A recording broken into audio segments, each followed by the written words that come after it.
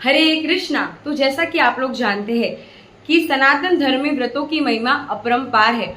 उसमें भी अगर कोई व्रत जो आपके समस्त पापों से आपको मुक्ति दिला दे और मोक्ष के द्वार आपके लिए खोल दे, तो क्या आप ये व्रत करना चाहेंगे? जी हाँ, ये व्रत का नाम है योगिनी एकादशी, जो आती है आषाढ़ मास की कृष्ण पक्ष की एकादशी को।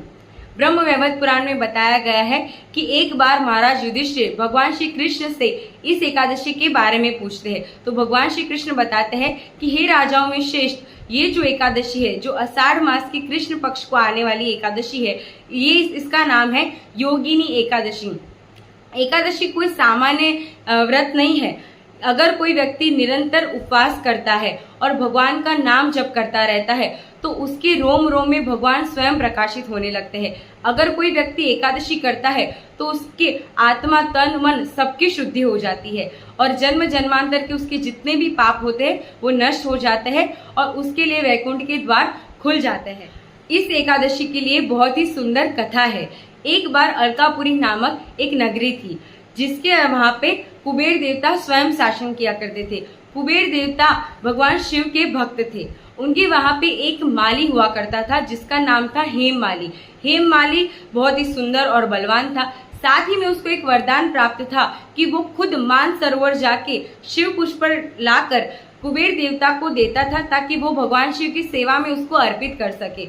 हेम माली की बहुत ही सुंदर पत्नी थी रूपवती।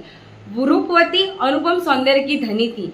हेम माली अपनी पत्नी से मोहित हो गया। एक दिन जब वो शिव पुष्प लाने के लिए मानसरोवर गया, तो तब वापस आकर वो अपने घर चला गया और बाद में अपनी पत्नी के साथ रति में लीन हो गया। समय बीतता गया और वो भूल गया कि उसको शिव पुष्प लाकर वापस कुबेर देवता को देना था।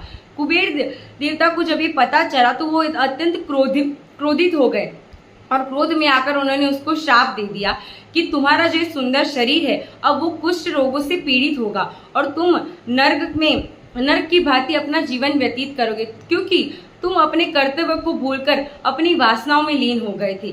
बाद में उसको उसके राज्य से भी निष्कासित कर दिया। वो दर बदर भटकने लगा। बाद में एक बार वो भटकते भटकते हिमालय की गुफा में चला गया, जहाँ वो महर्षि मार्कंडेय के आश्रम में गया। महर्षि मार्कंडेय की तेज से वो चमत्कृत हो गया। उनके चरणों में गिर के वो अपने इस पापों की मुक्ति के लिए याचना करने लगा।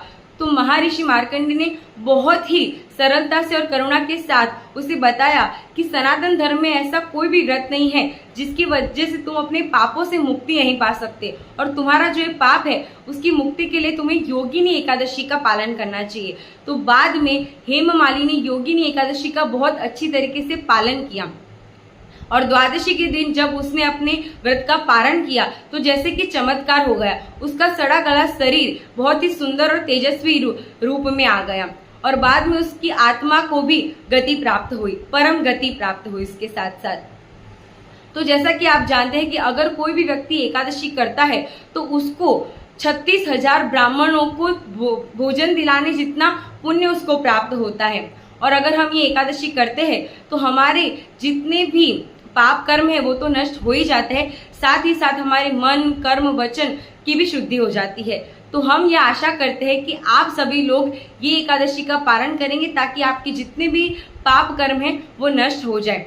इस बार ये एकादशी आ रही है 11 जुलाई 2026 को और इसके पारण का समय अहमदाबाद में है 12 जुलाई 6:02 से लेकर 10:31।